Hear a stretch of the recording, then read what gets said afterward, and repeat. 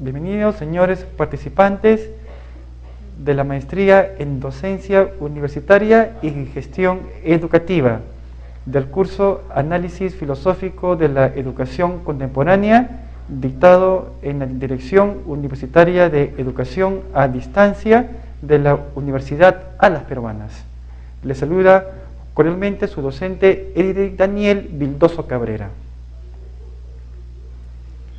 El día de hoy vamos a ver el siguiente tema: la evolución sociológica de la educación. Para tal efecto vamos a revisar los siguientes contenidos temáticos. Primero, las generalidades. 2, la educación como realidad social. Y por último, vamos a ver algunas conclusiones. Aquí vemos que el ser humano viene a este mundo para alcanzar su propia felicidad. Ese es su fin último en esta vida, y que es aquello que lo diferencia con los demás seres vivos, con el resto de los animales. El ser humano inclusive va a modificar la naturaleza para alcanzar este punto, su propia felicidad.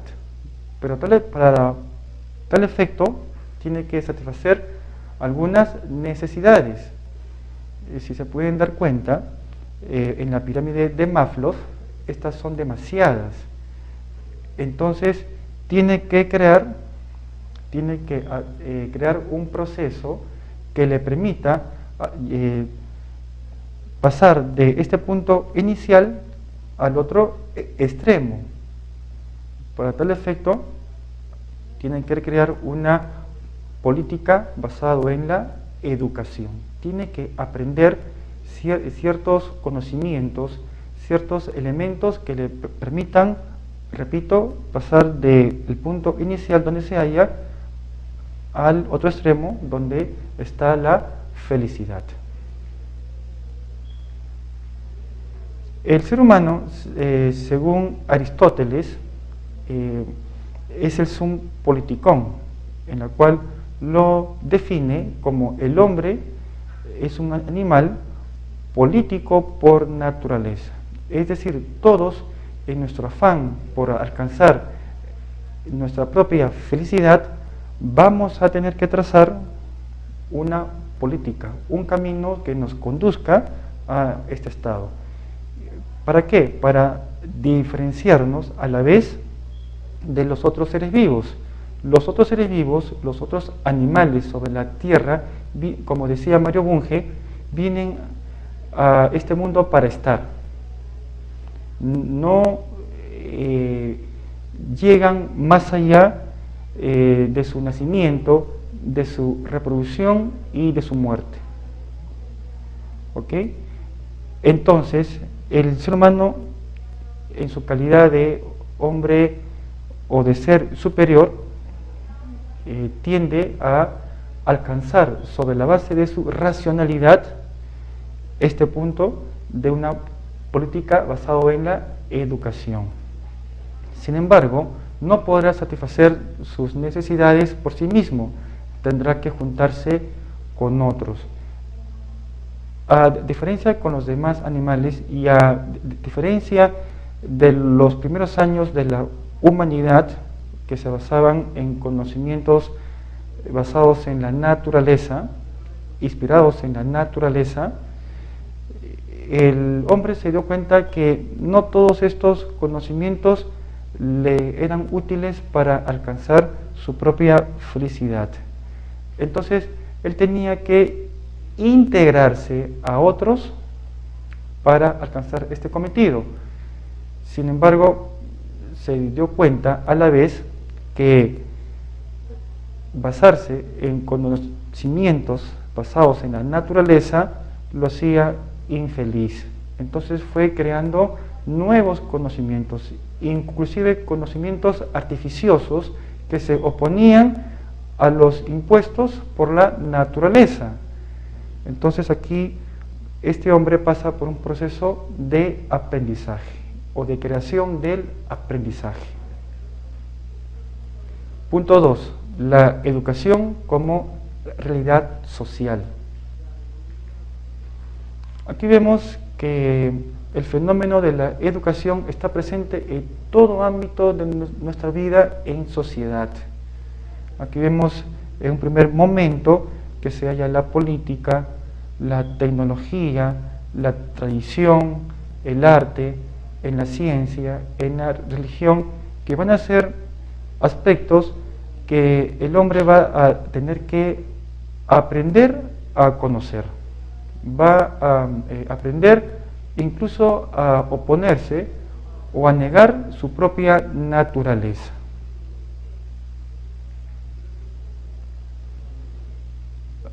Aquí vemos una pirámide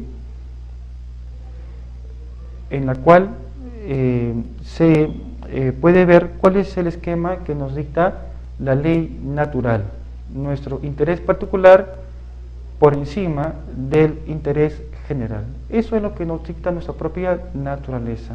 Es un conocimiento congénito, nace con la persona. No es malo, nace con la persona.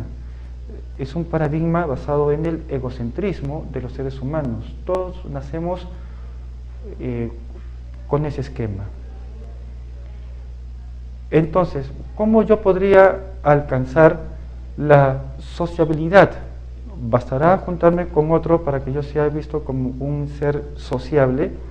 ¿Bastará que yo forme grupos para ser visto como un hombre en sociedad? Lamentablemente no. Para que yo logre eso, tengo que crear ciertos artificios, tengo que también aprender ciertos artificios que me permitan controlar, que me permitan negar u oponerme a mi estado natural. Aquí vemos que este esquema nos va a conducir más bien hacia una característica antisocial. ¿Por qué? Porque si vamos a juntarnos solamente basados en mi ley natural, entonces lo que voy a crear es el conflicto permanente. Ser visto como una sociedad, pero primitiva, tipo horda o tipo clan, que eran grupos de personas que, si bien es cierto, estaban juntos por un tiempo, pero luego desaparecían, porque se basaban en principios naturales. Aquí esto nos va a conducir hacia un estado de desorden, la entropía, el caos. Si yo voy a guiarme bajo el principio de la naturaleza, lo mismo va a ser el otro, y ahí nace el conflicto. ¿Por qué? Porque cada quien va a velar, cada quien va a buscar que su interés personal prevalezca sobre el interés de los demás. Entonces, aquí hay que crear un artificio. Si esto es lo natural, si este esquema es lo natural, entonces aquí creamos un artificio, que es el siguiente: el interés general por encima del interés particular. Eso nos va a conducir hacia un estado de sociabilidad. Recordemos que Aristóteles fue interpretado en el sentido que el hombre es un ser sociable por naturaleza, lo cual es falso. ¿Por qué?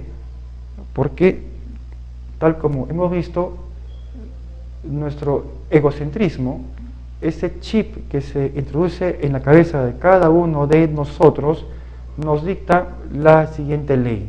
Artículo 1, primero yo. Artículo 2, segundo yo. Artículo 3, tercero yo. Y si sobra algo, siempre yo. Eso es el esquema natural. Pero como ya hemos visto, eso nos va a conducir hacia un estado entrópico.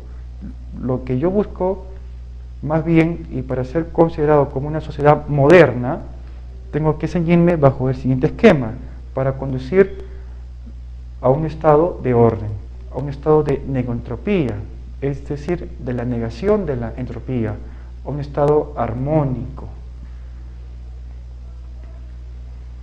Esta es nuestra naturaleza. Todos nacemos bajo estas características: el egocentrismo, el individualismo y la mezquindad. Aquí vemos en el esquema que cada quien lleva agua para su molino, cada quien corre para garantizar sus propios intereses.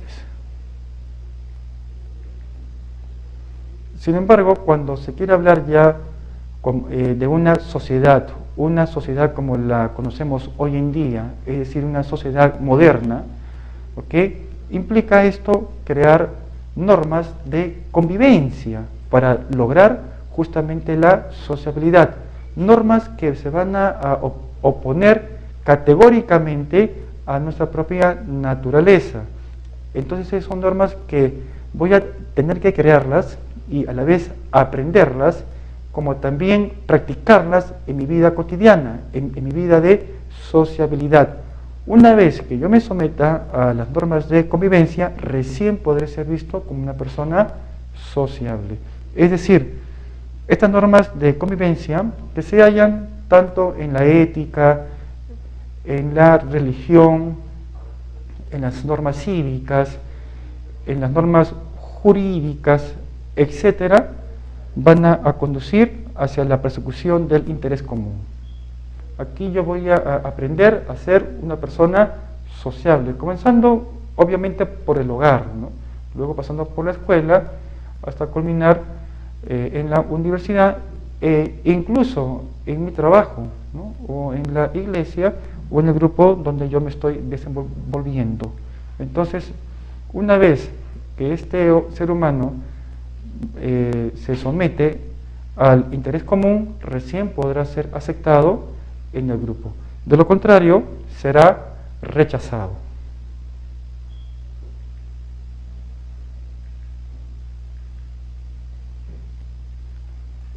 Esta es nuestra sociedad de hoy, la llamada sociedad de la información. Es la sociedad que vivimos hoy en día. ¿Cuáles son sus antecedentes? ¿Será cierto que nuestra sociedad siempre fue la misma en el pasado? Vamos a ver que no. Hemos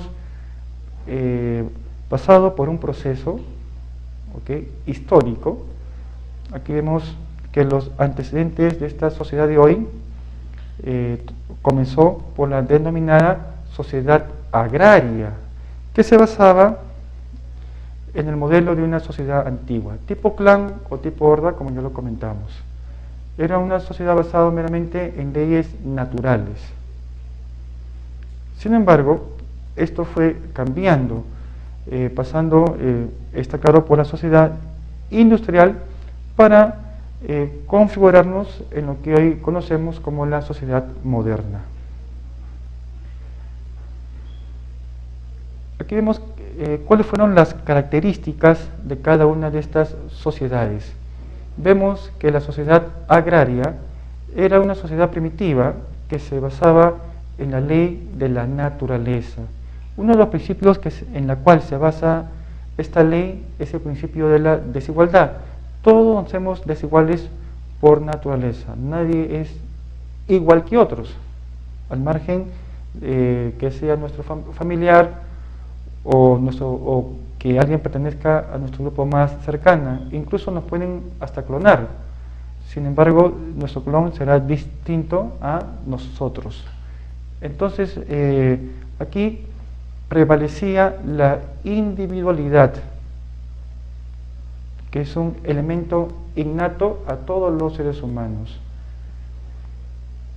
En un segundo momento hallamos a la sociedad industrial, que ya se van creando ciertos artificios, en el sentido que prima aquí el principio de la igualdad, que se va a oponer al principio de la desigualdad.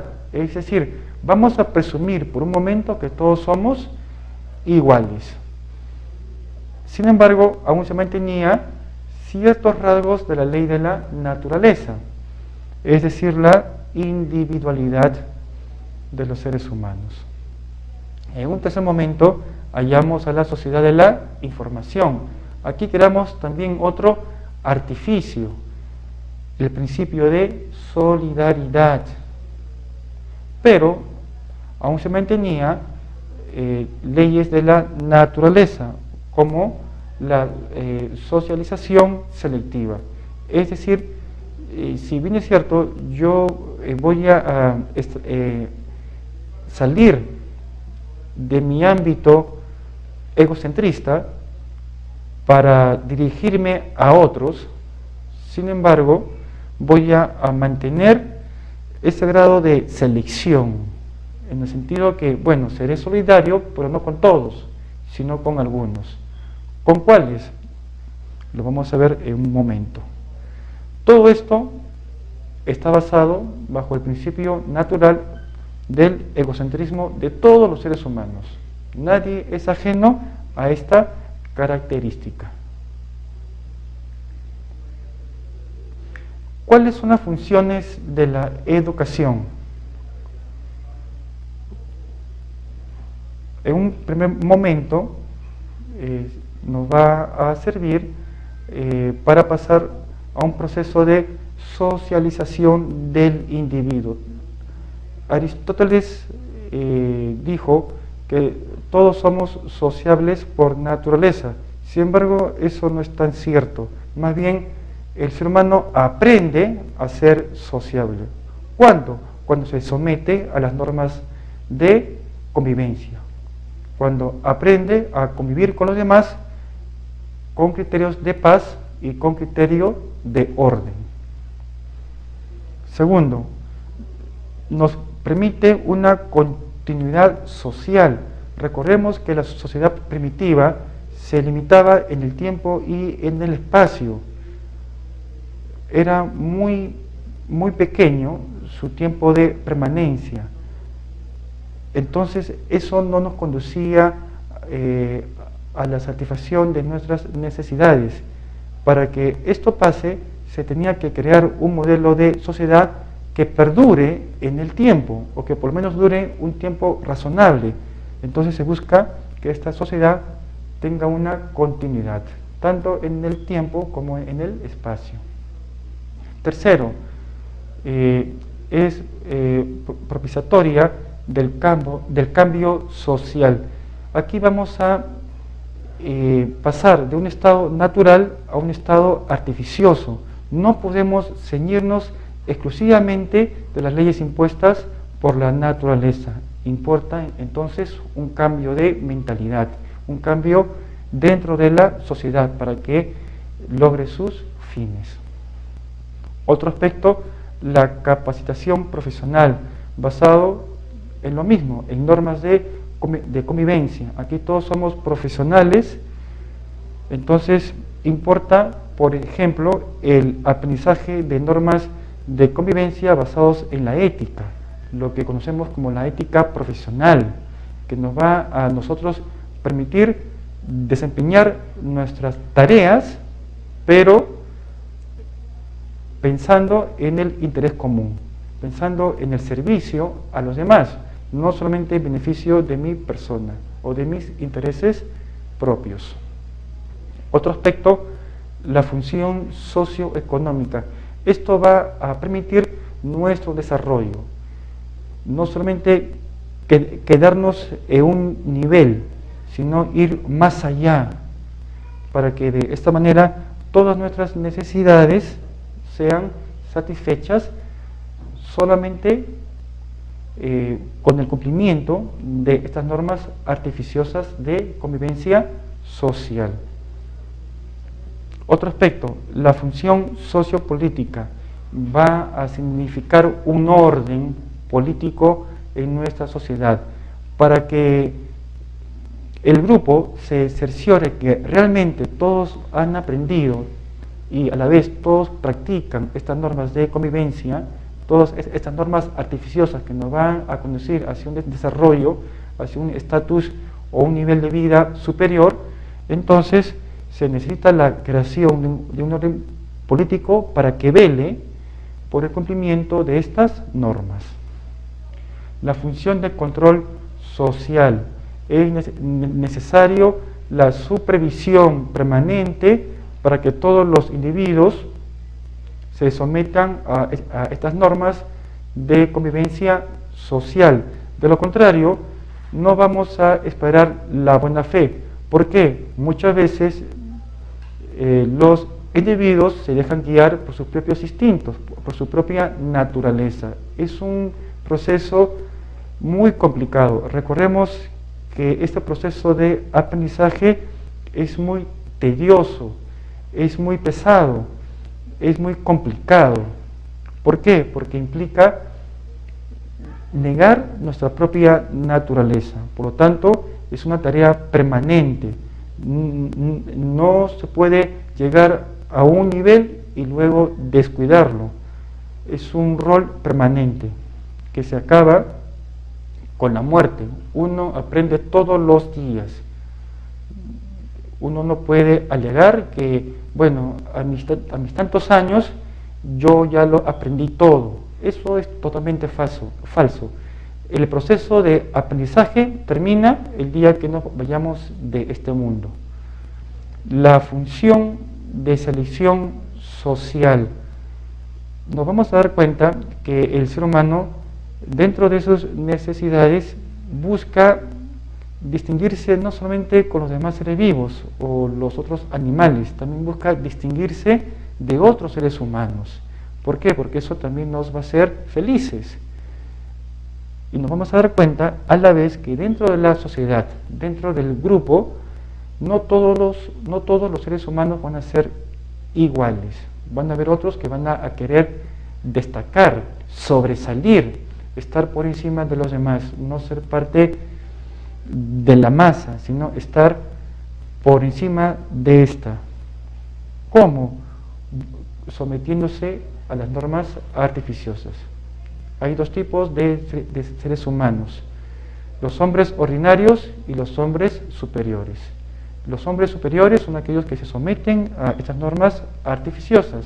Los hombres ordinarios se someten bajo la ley de la naturaleza o buscan una supuesta superioridad basado en leyes naturales, lo cual al final de sus días se van a dar cuenta que eso no es así, porque han vivido una vida infeliz. Lo que me hace feliz es someterme a las normas artificiosas, porque eso me va a conducir hacia un rango de superioridad, y es el estatus o el nivel de sociedad que vamos a aspirar en el futuro.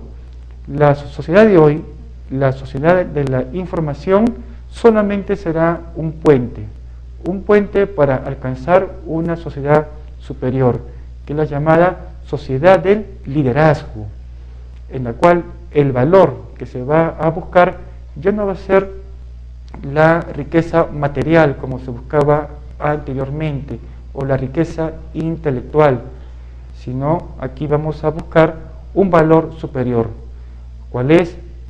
La santidad, pero no bajo el esquema de un ser alado, ¿no?, con una cruz en una mano y una Biblia en la otra, sino bajo los criterios de liderazgo. ¿Por qué? Lo que me va a hacer feliz es que al final de mis días yo me doy cuenta que soy cabeza. Todos aspiramos a ser cabeza. Yo creo que nadie aspira a ser cola. Entonces, si yo me sometiese a las normas artificiosas de convivencia, podré alcanzar este nivel. Otro aspecto, la función de divulgación de roles. Es importante, no todos vamos a cumplir los mismos papeles en la sociedad. No es como en la antigüedad, en la que la naturaleza disponía muchas veces en forma arbitraria o en forma azarosa el rol que iba a cumplir todos los seres humanos en la sociedad. Aquí más bien es uno mismo, sobre la base del servicio a los demás, que va a determinar un orden establecido. ¿Cuál es su papel que éste va a cumplir dentro de la sociedad? Pero siempre buscando el interés común. Y por último, la función promotora del progreso social. Una sociedad que se queda en el tiempo o que se estanca en el tiempo es una sociedad que va a fracasar. Si nos damos cuenta, si una sociedad se mantiene estática, no va a estar destinada al éxito. Entonces, Si los individuos que forman parte de este grupo se sometiesen a estas normas artificiosas de convivencia, aprendiesen de la mejor forma estas normas artificiosas o en forma voluntaria, estas normas artificiosas, entonces nos va a conducir a un continuo cambio, a una continua evolución en el desafío de ir un poco más allá, para que nuestra sociedad sea mejor, para que este mundo sea un mundo mejor para la convivencia en paz entre todos los seres humanos al margen de nuestras diferencias. Por último, quiero dar las siguientes conclusiones. Primero, la educación no es solo un fenómeno social, también es filosófico, político, artístico, científico, entre otros ámbitos, pero en cada una de las manifestaciones hay un carácter fundamental, el social. Segundo, sus contenidos constituyen en esencia la carga histórica del término cultura. Todo aquello que el hombre aprende, todo aquello que el hombre va creando para conducirse hacia su propia felicidad, eso se conoce como cultura. Por eso cada sociedad presenta una educación distinta. 3. Sin embargo, el educador y el educando coinciden en un mutuo interés, complementándose ambos al margen de la sociedad, la familia, la escuela, los medios de comunicación, etc., por lo que se constituye en un patrimonio social conservado y modificado de generación a generación con funciones en común. Muchas gracias por su atención. Nos vemos hasta la próxima. Bienvenidos, señores participantes de la maestría en docencia universitaria y gestión educativa del curso Análisis Filosófico de la Educación Contemporánea, dictado en la Dirección Universitaria de Educación a Distancia de la Universidad Alas Peruanas. Les saluda cordialmente su docente Edith Daniel Vildoso Cabrera. El día de hoy vamos a ver el siguiente tema: la evolución sociológica de la educación. Para tal efecto vamos a revisar los siguientes contenidos temáticos. Primero, vienen a este mundo para estar. No llegan más allá de su nacimiento, de su reproducción y de su muerte. ¿Ok? Entonces, el ser humano, en su calidad de hombre o de ser superior, tiende a alcanzar sobre la base de su racionalidad este punto de una política basada en la educación. Sin embargo, no podrá satisfacer sus necesidades por sí mismo, tendrá que juntarse con otros. Generalidades. 2. La educación como realidad social. Y por último, vamos a ver algunas conclusiones. Aquí vemos que el ser humano viene a este mundo para alcanzar su propia felicidad. Ese es su fin último en esta vida. Y que es aquello que lo diferencia con los demás seres vivos, con el resto de los animales. El ser humano inclusive va a modificar la naturaleza para alcanzar este punto, su propia felicidad. Pero para tal efecto tiene que satisfacer algunas necesidades. Si se pueden dar cuenta, en la pirámide de Maslow, estas son demasiadas. Entonces tiene que crear un proceso que le permita pasar de este punto inicial al otro extremo. Para tal efecto, tienen que crear una política basada en la educación. Tiene que aprender ciertos conocimientos, ciertos elementos que le permitan, repito, pasar del punto inicial donde se halla al otro extremo donde está la felicidad. El ser humano, según Aristóteles, es el sum politikon, en la cual lo define como el hombre es un animal político por naturaleza. Es decir, todos en nuestro afán por alcanzar nuestra propia felicidad vamos a tener que trazar una política, un camino que nos conduzca a este estado. ¿Para qué? Para diferenciarnos a la vez de los otros seres vivos. Los otros seres vivos, los otros animales sobre la tierra, como decía Mario Bunge,